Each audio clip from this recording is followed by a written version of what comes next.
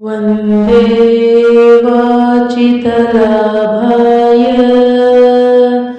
चन्द्रार्धकृतशेखरम् रुषारूढं शूलधरं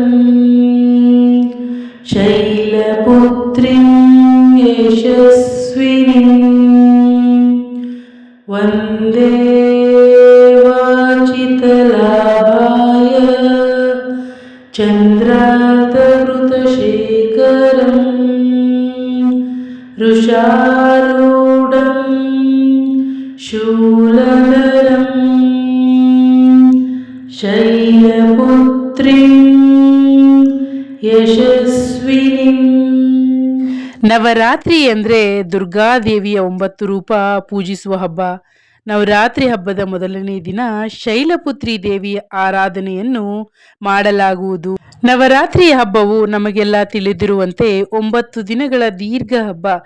ಈ ದಿನ 9 ದಿನಗಳಲ್ಲಿ ದುರ್ಗಾದೇವಿಯು 9 ಅವತಾರಗಳನ್ನು ಪೂಜಿಸಲಾಗುತ್ತದೆ. ಅದೇ ರೀತಿ ನವರಾತ್ರಿ 2026 ಮೊದಲನೆಯ ದಿನವಾದ ಜನವರಿ 19ರಂದು ದುರ್ಗಾದೇವಿಯ ಶೈಲಪುತ್ರಿ ರೂಪವನ್ನು ಪೂಜಿಸಲಾಗುವುದು ಹಾಗೂ ಆಕೆಯನ್ನು ಮೆಚ್ಚಿಸಲು ಆಕೆಗೆ ಪ್ರಿಯವಾದ ಭೋಗವನ್ನು ಅರ್ಪಿಸಿ ಮಂತ್ರಗಳನ್ನು ಪಠಿಸಬೇಕು. ಈ ದಿನ ಶೈಲಪುತ್ರಿ ದೇವಿಯ ಮಂತ್ರವನ್ನು ಪಠಿಸುವುದಾದರೆ ವಿಧಿವಿಧಾನಗಳ ಪ್ರಕಾರ ಮಂತ್ರವನ್ನು ಪಠಿಸಬೇಕು ಹಾಗೂ ಆಕೆಯ ಮಂತ್ರವನ್ನು 108 ಬಾರಿ ಪಠಿಸಬೇಕು.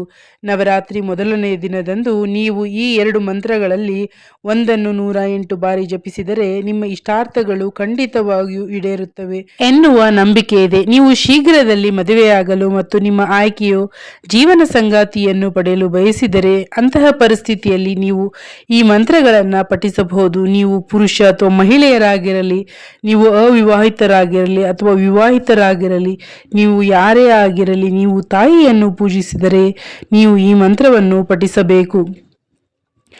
ವಂದೇ ವಾಚಿತಲಾಭಾಯ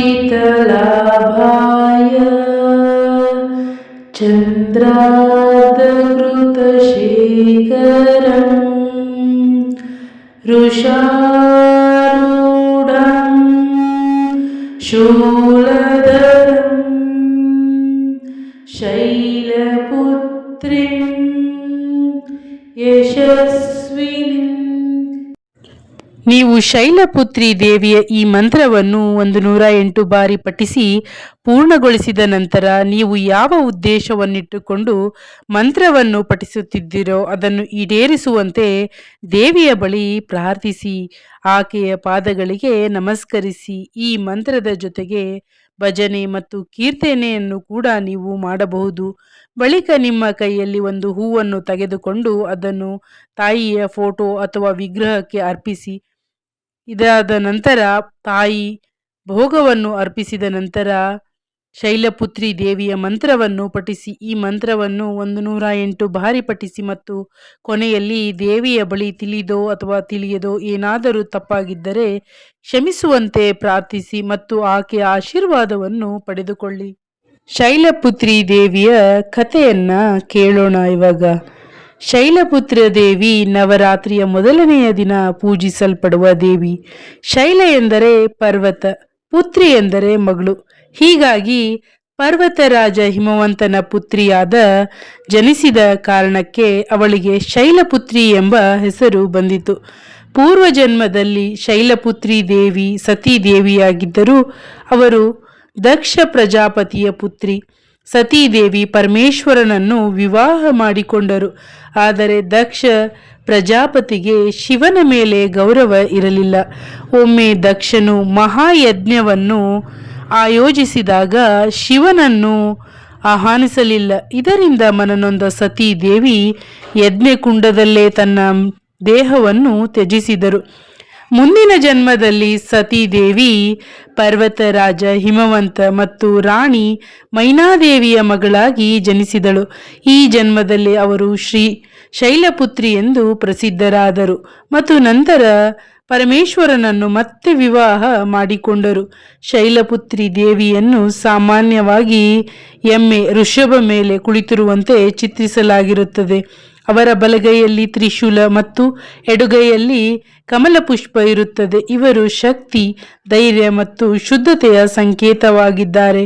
ನವರಾತ್ರಿಯ ಮೊದಲನೆಯ ದಿನ ಶೈಲಪುತ್ರಿ ದೇವಿಯನ್ನು ಭಕ್ತಿಯಿಂದ ಪೂಜಿಸಿದರೆ ಜೀವನದಲ್ಲಿ ಸ್ಥಿರತೆ, ಶಾಂತಿ ಮತ್ತು ಆತ್ಮಬಲ ದೊರೆಯುತ್ತದೆ.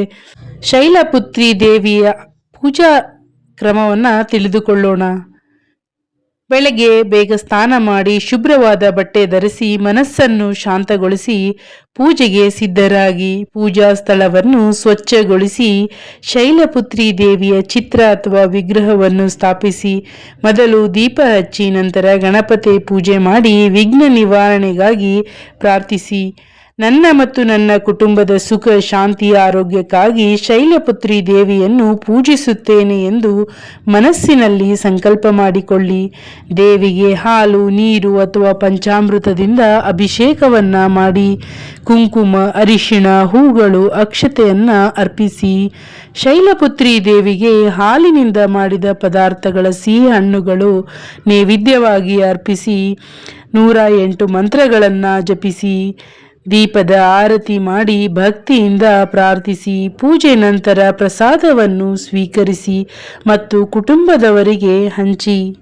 ಭಕ್ತಿಯಿಂದ ಮಂತ್ರವನ್ನು ಕೇಳಿಸಿಕೊಳ್ಳಿ. ವಂದೇ ವಾಚಿತಲಾಭಾಯ ಚಂದ್ರಾರ್ಧಋತಶೇಖರ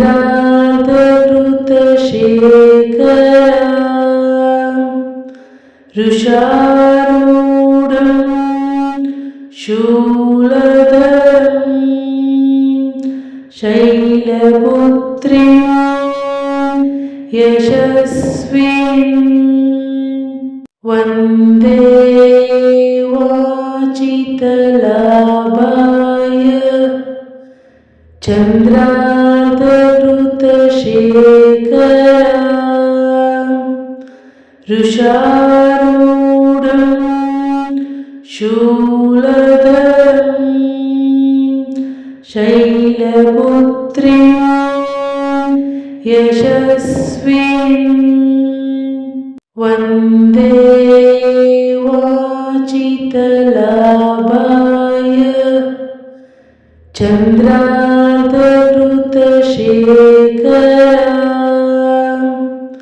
ಋಷಾರೂಢಂ ಶೂಲಧರಂ ಶೈಲಪುತ್ರೀಂ ಯಶಸ್ವಿನೀಂ ವಂದೇ ವಾಚಿತಲಾಭಾಯ ಚಂದ್ರಾರ್ಧಋತಶೇಖರ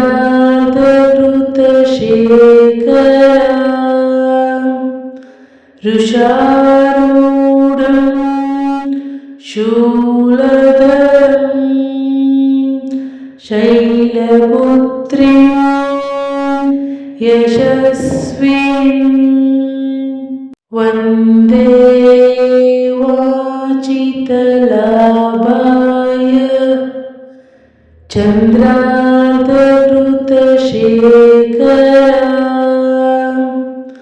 ಋಷಾರೂಢಂ ಶೂಲಧರಂ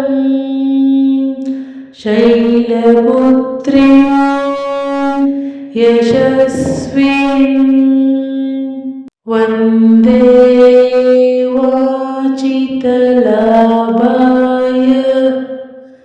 ಚಂದ್ರಾರ್ಧಋತಶೇಖರ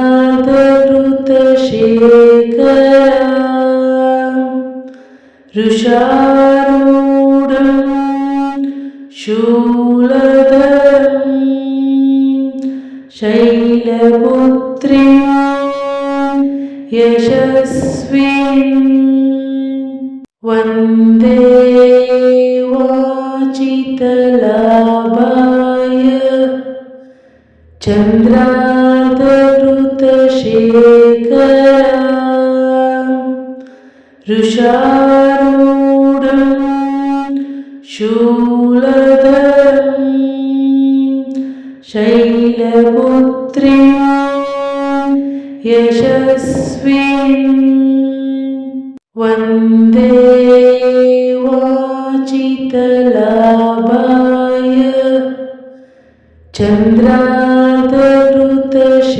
चन्द्रार्धकृतशेखरां वृषारूढं शूलधरं शैलपुत्रीं यशस्विनीं वन्दे वाचितलाभाय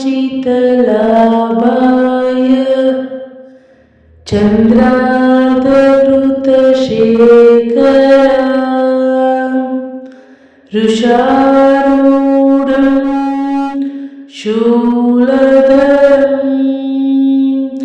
शैलपुत्रीं यशस्विनीं वन्दे वाचितलाभाय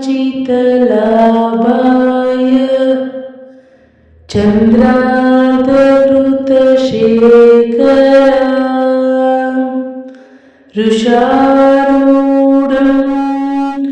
शूलधरं शैलपुत्रीं यशस्विनीं वन्दे वाचितलाभाय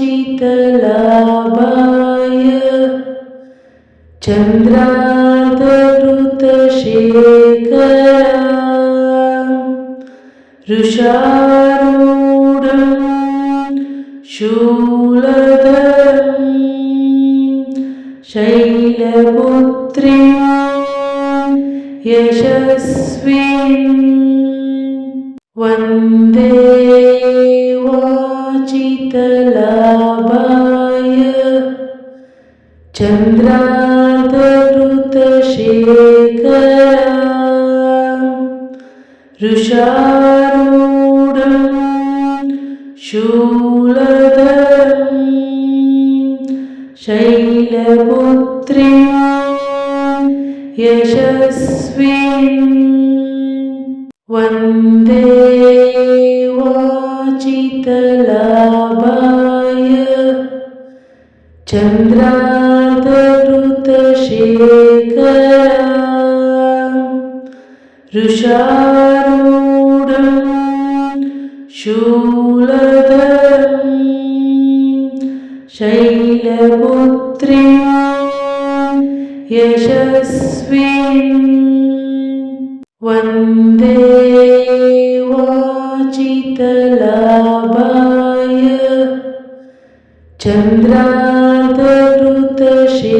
चन्द्रार्धकृतशेखरां वृषारूढं शूलधरं शैलपुत्रीं यशस्विनीं वन्दे वाचितलाभाय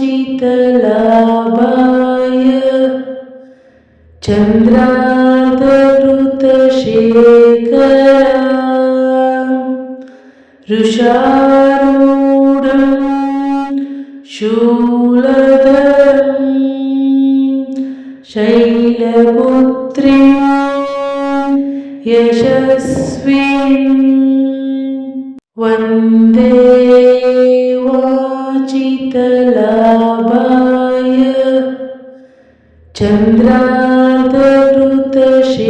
चन्द्रार्धकृतशेखरां वृषारूढं शूलधरं शैलपुत्रीं यशस्विनीं वन्दे वाचितलाभाय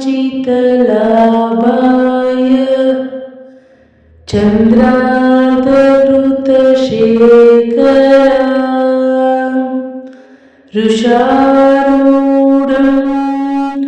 शूलधरं शैलपुत्रीं यशस्विनीं वन्दे वाचितलाभाय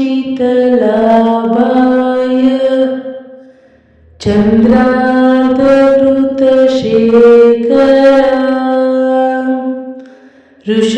वृषारूढं शूलधरं शैलपुत्रीं यशस्वीं वन्दे वाचितलाभाय चन्द्रार्धकृतशेखरा वृषारूढं शूलधरं शैलपुत्रीं यशस्वीं वन्दे वाचितलाभाय चन्द्रार्धकृतशेखरा वृषारूढं शूलधरं शैलपुत्रीं यशस्वीं वन्दे वाचितलाभाय चन्द्रार्धकृतशेखरा वृषारूढं शूलधरं शैलपुत्रीं यशस्वीं वन्दे वाचितलाभाय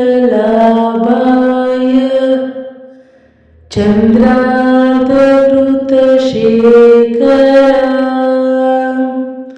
वृषारूढं शूलधरं शैलपुत्रीं यशस्वीं वन्दे वाचितलाभाय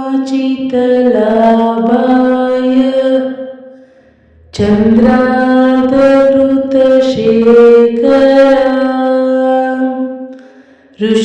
वृषारूढं शूलधरं शैलपुत्रीं यशस्वीं वन्दे वाचितलाभाय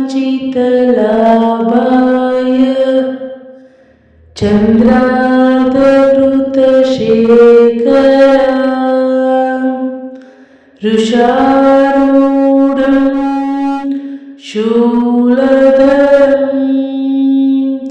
शैलपुत्रीं यशस्वीं वन्दे वाचितलाभाय चन्द्रार्धकृतशेखरा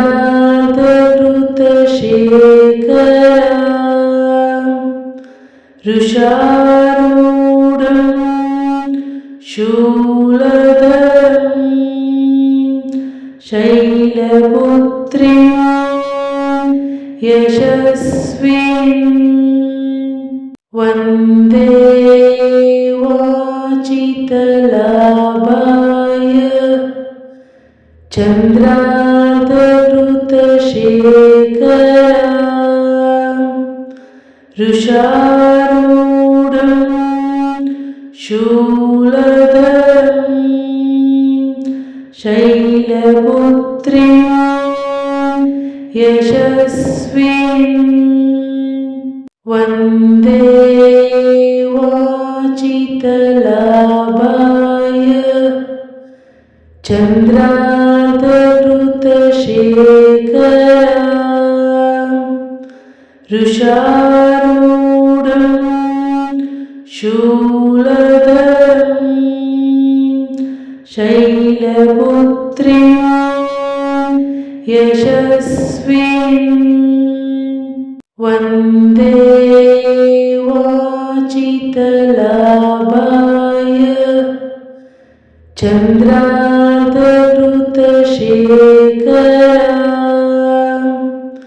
वृषारूढं शूलधरं शैलपुत्रीं यशस्वीं वन्दे वाचितलाभाय चन्द्रार्धकृतशेखरां वृषारूढं शूलधरं शैलपुत्रीं यशस्वीं वन्दे वाचितलाभाय चन्द्रार्धकृतशेखरां वृषारूढं शूलधरं शैलपुत्रीं यशस्वीं